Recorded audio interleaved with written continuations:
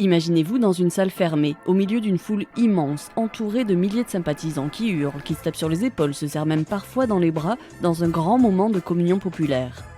Je ne sais pas pour vous, mais pour moi, après 2 années de Covid, cette description ressemblerait presque à une définition de l'enfer. Et pourtant, en pleine période électorale, les meetings sont incontournables, impossible d'éviter ces grands moments politiques, devenus de véritables spectacles où les candidats sont filmés, épiés, écoutés et retransmis en direct sur toutes les chaînes d'infos en continu. Mais à l'heure des réseaux sociaux, est-ce que les meetings ne sont pas des exercices dépassés ? Depuis quand c'est une tradition ? Pourquoi continuer à en faire ? Est-ce que parfois cette surenchère de spectacle ne va pas trop loin ? Et tout simplement, à quoi ça sert vraiment un meeting ?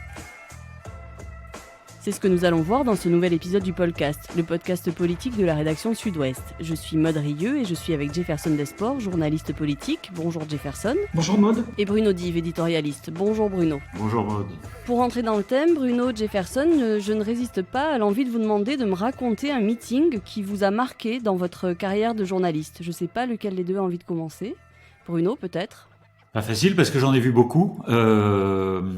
Peut-être, mais je crois qu'on va en reparler tout à l'heure, celui de Nicolas Sarkozy en janvier 2007, parce qu'on sentait qu'il se passait quelque chose. Il parlait de lui, il y avait tout un projet qu'il développait, où il essayait de tenir c'était pas le en même temps, mais les deux bouts, un petit peu de gauche quand même, et beaucoup de droite, mais il essayait de tenir les deux bouts de la chaîne.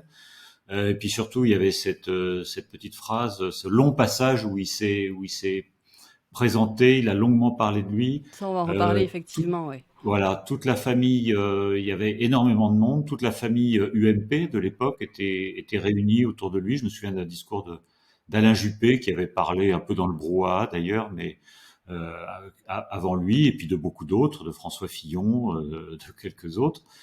Et donc on sentait qu'il se passait quelque chose à ce meeting, qu'une page se tournait, c'était celle du 2 mandats de Jacques Chirac, et donc je citerai ce meeting, mais je pourrais en citer beaucoup d'autres. Jefferson, vous ? Oui, écoutez, moi je vais en retenir un, c'était celui de Jean-Luc Mélenchon en 2017. Nous étions le 18 avril, on est avant le premier tour de la présidentielle, et souvenez-vous, on est dans cette situation très particulière, les sondeurs sont tous sous pression et donnent à peu près les principaux candidats dans une fourchette de 20%, et tout le monde se tenant et rien ne se dégageant réellement. Donc avec entre Emmanuel Macron, Marine Le Pen, François Fillon et Jean-Luc Mélenchon, tout le monde est au coude à coude. Il y a ces derniers meetings, et moi je suis à Dijon ce jour-là pour couvrir le dernier meeting de Jean-Luc Mélenchon, qui a cette particularité qu'il est à la fois en hologramme et en simultané à Montpellier, à Clermont-Ferrand, à Nancy. On va en reparler aussi, oui, effectivement. Aussi à Nantes et Grenoble. Donc, ce qui fait qu'il y a 7000 personnes qui sont dans ce parc des expositions à Dijon, c'est plein. Et en même temps, avec cette technologie-là, cette innovation-là, il parle à 35 000 personnes. Donc, c'était à la fois une nouveauté dans l'exercice même des meetings, ça va être le sujet de ce podcast, Maude, mais ce soir-là, entre les incertitudes dans les sondages, cette démonstration de force de Mélenchon et ce meeting coup de poing du tribun Mélenchon qui n'est plus tout à fait le même qu'aujourd'hui. Et voilà, j'en ai vu aussi beaucoup de meetings, mais je pense que celui-là, pour son côté innovant, c'était vraiment intéressant. On va replonger presque 50 ans en arrière. En 1974, Valéry Giscard d'Estaing est candidat à la présidentielle. Autre époque, mais finalement, déjà des gros meetings. On va écouter cette archive de l'INA. Ils étaient plus de 100 000 hier soir au parc des expositions. 100 000 venus de Paris et de province, d'où 700 cars et 5 trains spéciaux les avaient amenés. Un public jeune et populaire qui a réservé à Valéry Giscard d'Estaing un accueil triomphal et qui n'a cessé de lui manifester son enthousiasme. Donc, quand on a préparé cet épisode, on a parlé de Valéry Giscard d'Estaing qui s'invitait à la table des Français comme d'une façon plus intimiste de faire de la politique. Mais finalement, au moment de la campagne de 1974, Valéry Giscard d'Estaing s'était lui aussi plié à l'exercice du grand meeting. Bruno, est-ce que vous pouvez nous éclairer, nous dire du coup de quand datent ces réunions de campagne à grande échelle ? Alors, je pense que les premiers grands meetings ont en effet eu lieu en cette année 1974, qui a été une campagne très particulière, il faut le rappeler. C'était une campagne très courte, puisque elle succédait à la mort du président Pompidou, qui est mort le 2 avril, et le premier tour de l'élection présidentielle avait lieu le 5 mai. Donc, c'est une campagne qui a duré 5 semaines jusqu'au premier, même pas, parce qu'il y a eu les funérailles, qui a duré 4 semaines pour le premier tour. Mais ça a été une campagne Alors, je m'empresse de vous le préciser que je ne l'ai pas couverte, mais j'ai quand même des souvenirs d'adolescent. C'est à ce moment-là que j'ai commencé à m'intéresser à la politique. Et c'était une campagne fraîche et joyeuse. Je me rappelle très bien de cette ambiance de tous côtés. Il y avait l'Union de la gauche côté François Mitterrand, Giscard à droite, Chaban un peu moins. C'était un petit peu plus lugubre, et c'est d'ailleurs pour ça qu'il a perdu. Mais des deux côtés, gauche et droite, il y avait cette espèce d'enthousiasme, de fraîcheur, et ces très grands meetings de François Mitterrand, de Giscard. De mémoire, c'était toujours à la porte de Versailles, dans le grand hall des expositions de la porte de Versailles. Donc il y avait beaucoup de monde. Et je pense que ça a été la première campagne avec de grands meetings. Auparavant, De Gaulle, évidemment, n'a pas fait de meeting, puisqu'il n'a même pas fait campagne jusqu'au premier tour. En revanche, il y avait eu un meeting entre les deux tours. On peut retrouver des archives d'André Malraux fustigeant les 5 oppositions au général de Gaulle. Un grand discours d'André Malraux, opposition d'extrême droite, de gauche, d'extrême gauche, etc. Mais de Gaulle n'était pas là, mais tous ses soutiens s'étaient réunis pour le soutenir. Et Pompidou, l'élection de 69, ça avait été aussi, là aussi, c'est une campagne plutôt courte, puisqu'elle succédait au référendum perdu par de Gaulle, et c'était plutôt confidentiel, pas de grand meeting. Donc vraiment le lancement des campagnes telles qu'on les connaît aujourd'hui, c'est 1974 avec les grands meetings et avec, c'est un autre sujet de podcast peut-être plus tard, les grands débats télévisés de l'entre-deux tours, c'était le premier grand débat. Et donc depuis 1974 et surtout depuis 15 ans, à chaque campagne, un meeting a servi de marqueur pour le futur président.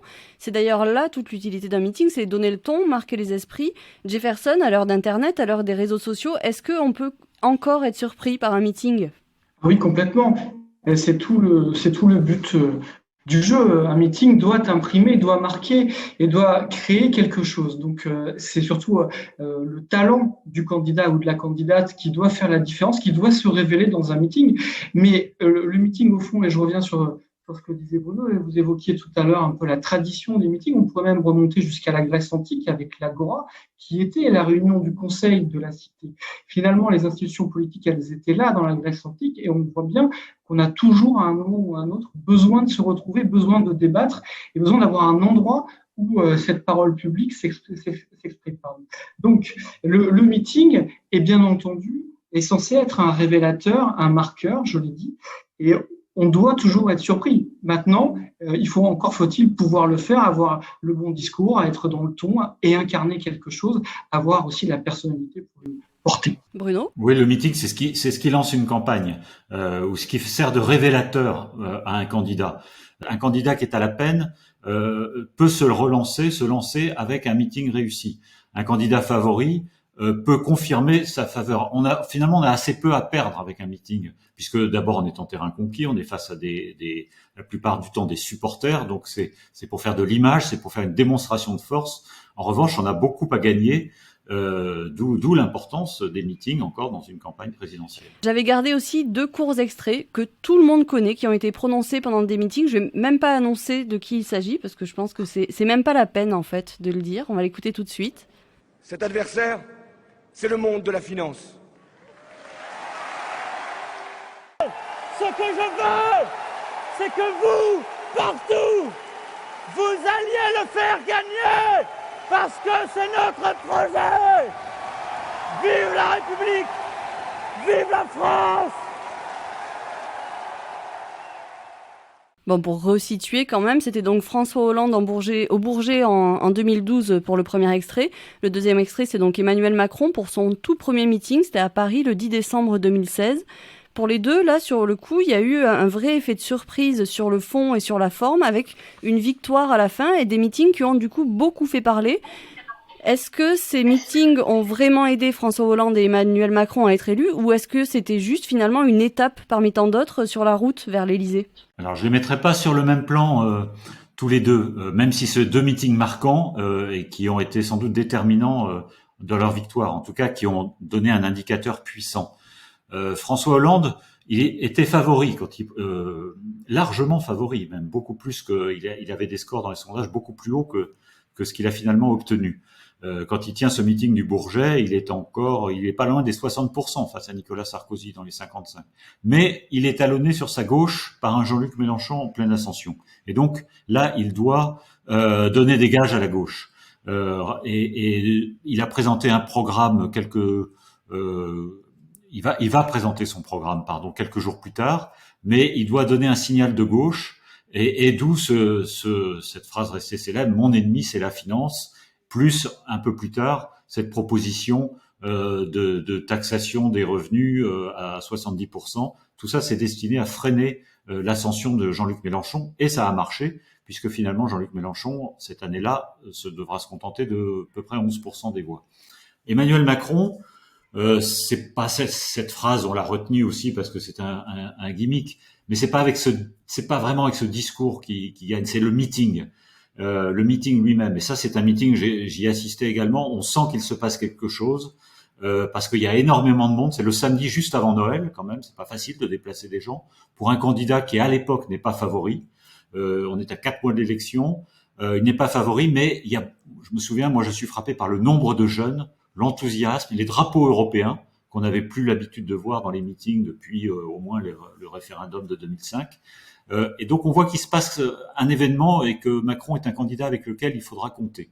Maintenant, son discours très long, ça on ne savait pas encore qu'il était habitué aux longs discours, c'est peut-être pas ce qui a marqué le plus. Il y a cette phrase où il s'étrangle à la fin de son discours. Il faut savoir que après, ses conseillers lui ont dit de prendre des cours de diction, de savoir d'apprendre à poser la voix. Et je crois même qu'il a travaillé avec un chanteur d'opéra pour apprendre à poser sa voix. Mais c'est le meeting qui a été déterminant dans le lancement de sa campagne. C'est quelque chose de compliqué et où il faut savoir aussi toucher les gens qui viennent. On a un exemple, donc le 14 janvier 2007, Nicolas Sarkozy est sur scène au congrès de l'UMP et voilà ce qu'il dit. Je veux dire mon amitié, mon affection à Édouard Balladur. Et je veux dire mon respect à Jacques Chirac qui en 1975 à Nice m'a offert l'opportunité de mon premier discours.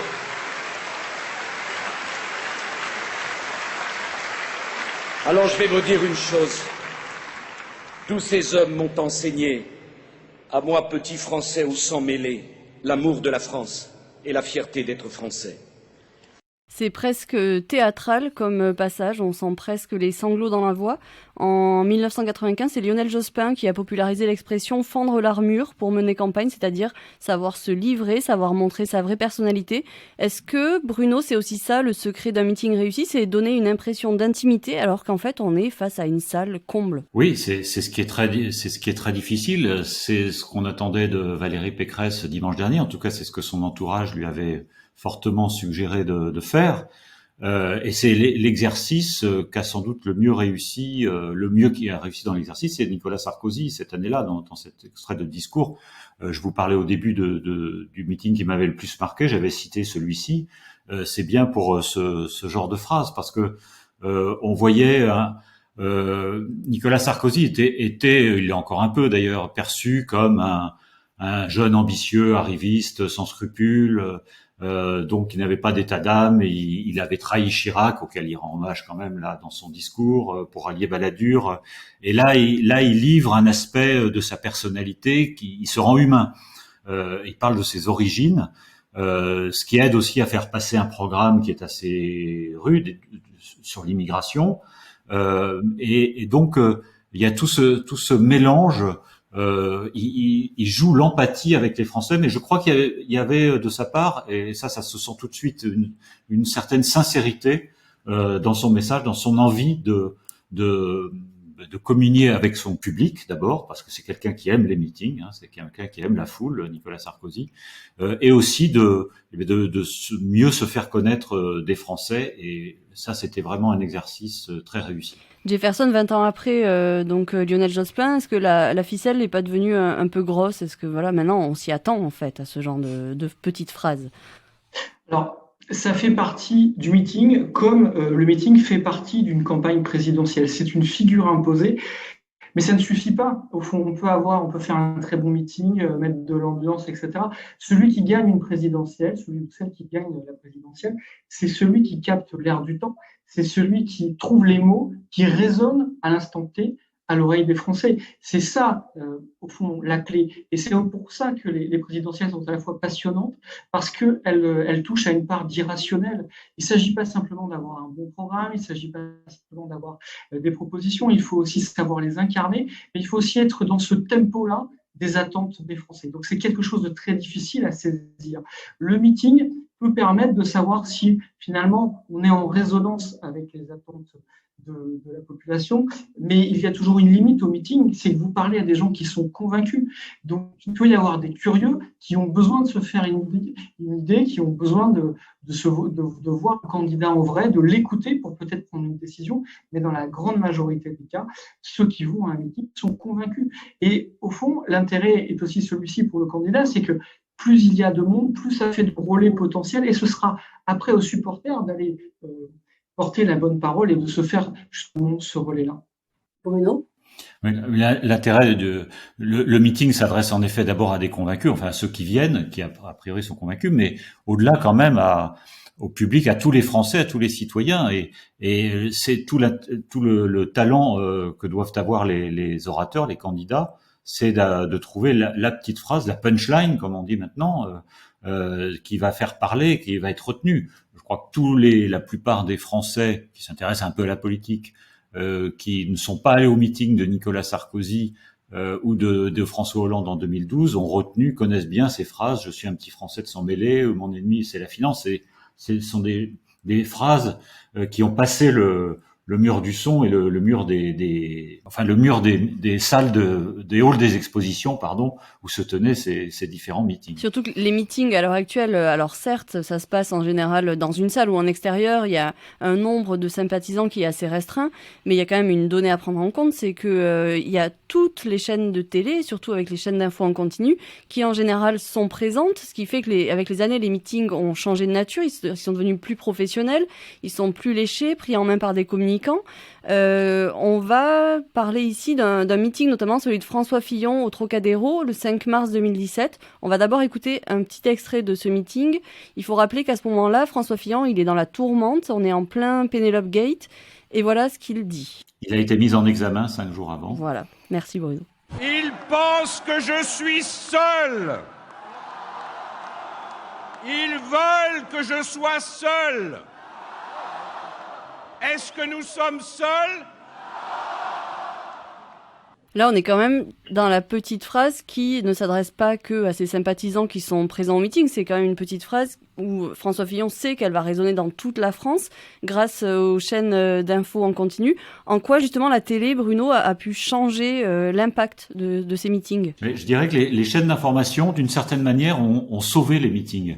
Qu'on avait pu croire à un moment, dans les années 80, 90, début des années 2000, un peu en perdition.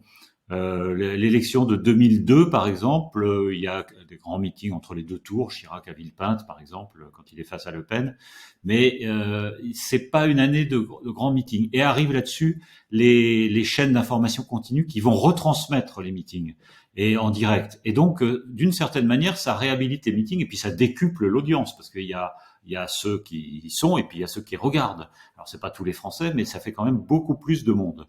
Donc ça aide à faire passer le message et je pense que les meetings auraient périclité s'il n'y avait pas eu ces chaînes d'information continues et les retransmissions en direct.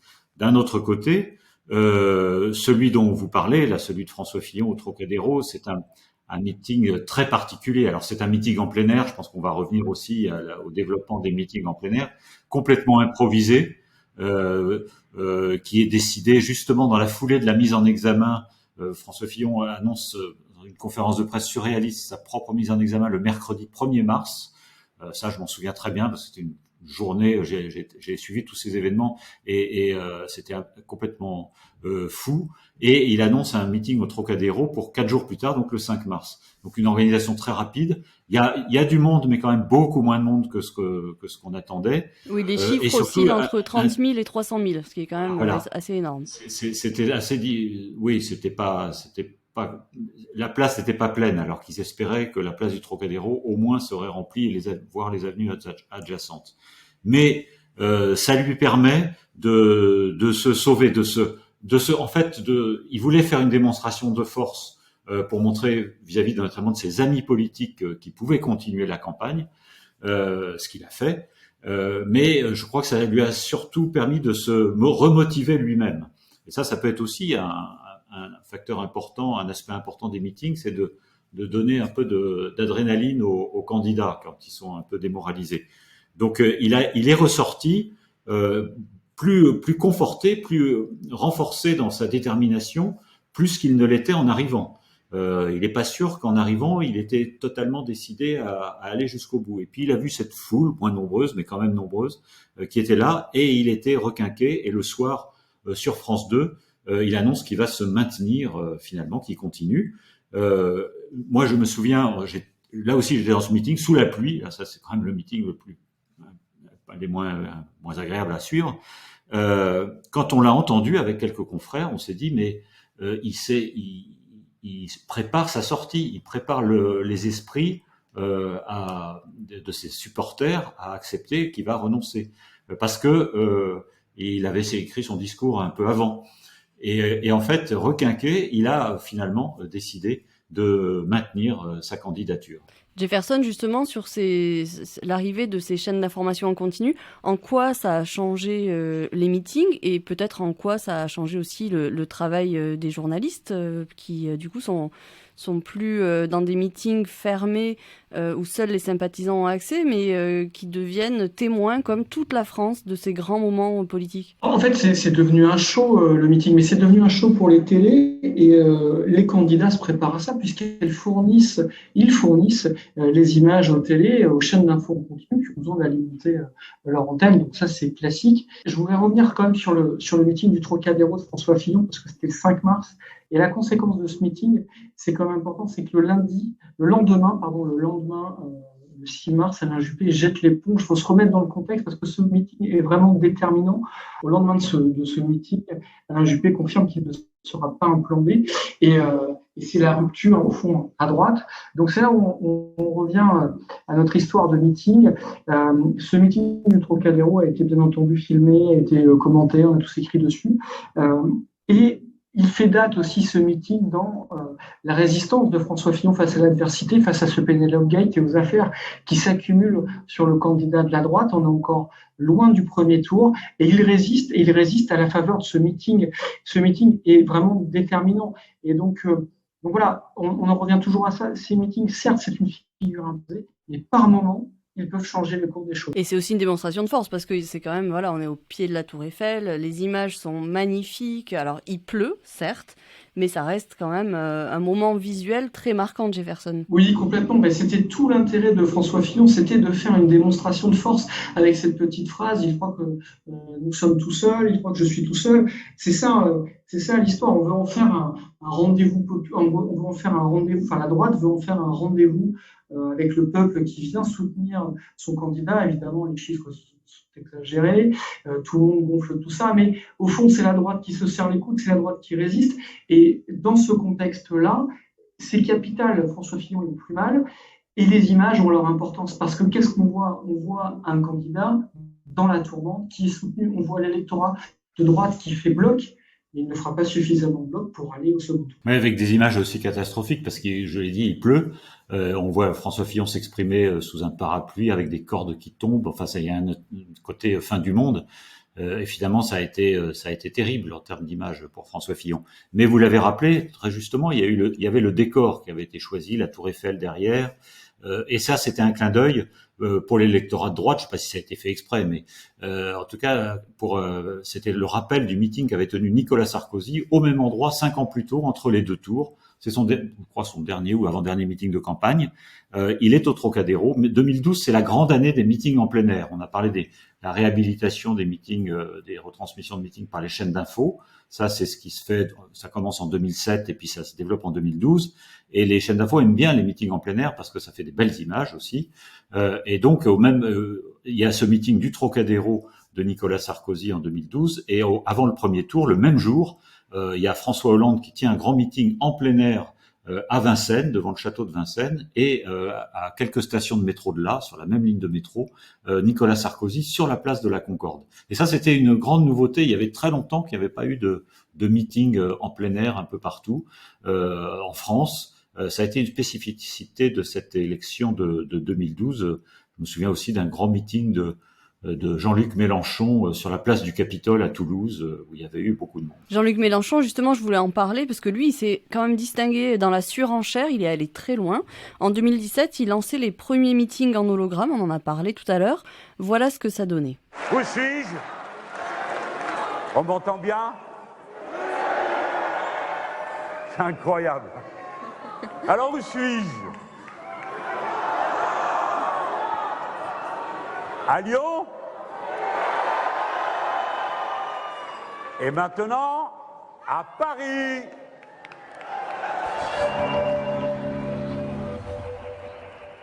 Bon, alors quand on n'a pas les images, c'est sûr que c'est un petit peu ridicule à écouter. Mais en 2022, il a aussi créé le meeting immersif et olfactif. C'est quoi là? C'est des coups de com' qui vont un peu trop loin?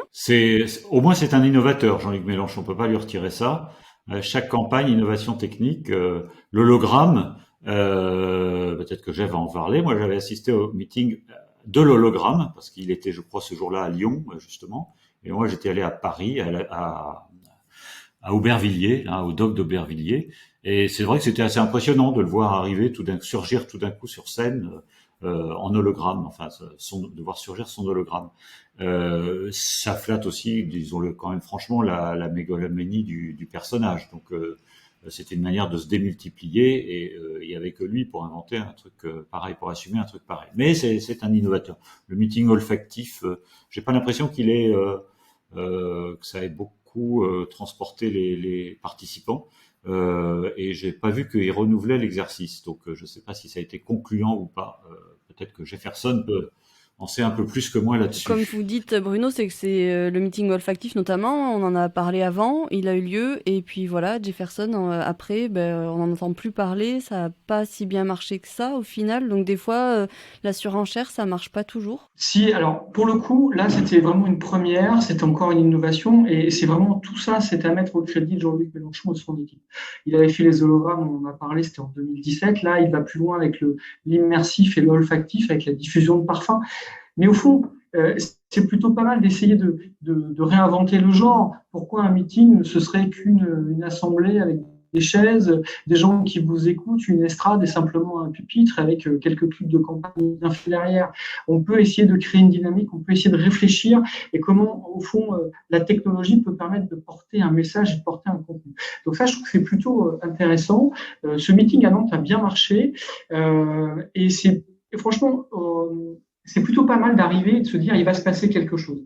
Alors, en plus, Mélenchon sur scène est très bon, on le sait, c'est un privat, il s'exprime toujours très bien, même si parfois, comme on l'a vu, moi je l'ai vu à Bordeaux il n'y a pas très longtemps quand il est venu, il a rempli le théâtre du Féminin, mais son énergie parfois peut donner l'impression de tourner en rond.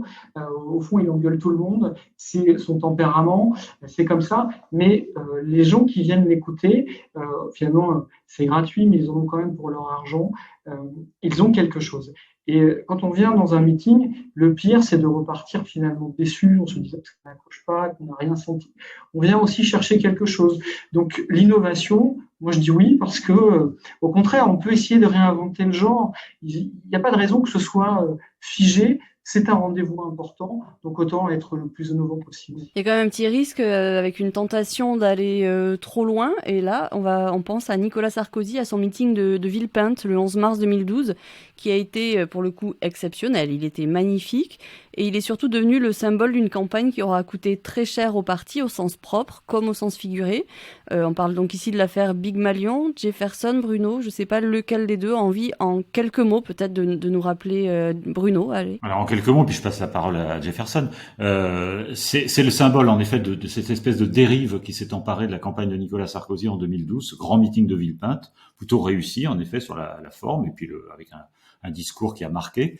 Mais Nicolas Sarkozy au départ, quand il se déclare candidat mi-février 2012, il dit on va faire 4 ou 5 meetings, ça suffira pour un président sortant. C'est toujours l'exemple qu'on cite encore cette année de François Mitterrand, qui candidat en 88, fait 4 meetings avant le premier tour et un entre les deux avant le second tour. Il voulait faire pareil. Et puis finalement, pris par la frénésie, voyant d'abord parce qu'il aime ça, je l'ai dit, voyant que ça marchait, en tout cas se grisant du succès qu'il rencontre dans les meetings, comme il rencontrera plus tard du succès dans les librairies, il dit on va en faire plein. Je veux, et c'est comme ça que démarre l'affaire Pygmalion. Il dit, vous m'en faites 10, 30, 40 meetings. Je crois qu'il y en a eu finalement pas loin il y a pas des grands meetings toujours, mais pas loin de 40 réunions publiques. Et puis, en gros, l'intendance suivra. Il s'est pas occupé de savoir combien ça allait coûter. D'où ce dépassement du plafond des dépenses autorisées qui a coûté cher à l'UMP.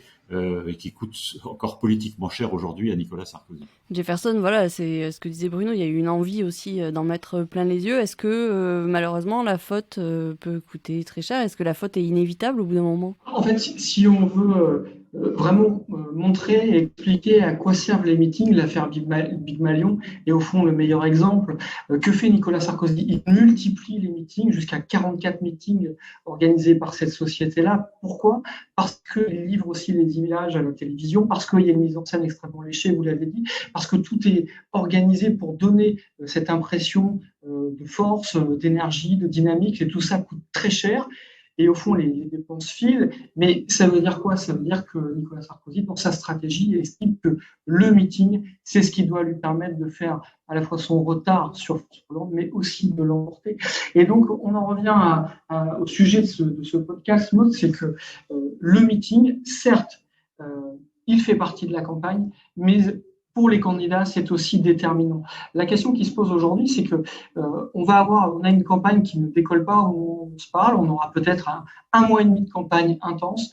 Combien les candidats vont-ils pouvoir faire de meetings ? On est pris aussi dans la spirale du Covid. Alors certes, les meetings ne sont pas soumis à la jauge, vous le savez, mais néanmoins, on se dirige vers il y a aussi un côté inédit en 2022 de ce point de vue-là, puisque on n'a pas encore vu ça. Il y a eu quelques meetings, mais on n'est pas encore dans l'énergie que l'on a connue ces dernières années. Et du coup, on est en manque de repères là-dessus. Et ça va être intéressant. Les 3 dernières semaines vont être passionnantes à suivre parce qu'on va voir comment les candidats vont agir. Est-ce qu'ils vont faire l'impasse sur le meeting ou au contraire, est-ce qu'ils vont tout donner dans les dernières semaines ? Et sachant qu'il y a toujours un risque. Et on l'a vu avec Anne Hidalgo, quand vous ne remplissez pas une réunion publique, les images sont catastrophiques avec des sièges vides, des chaises vides. Et ça, pour le candidat, il n'y a rien de pire. C'était à Aubervilliers pour Anne Hidalgo. Les images avaient fait le tour, là encore, de cette salle à moitié vide, avec peu de monde.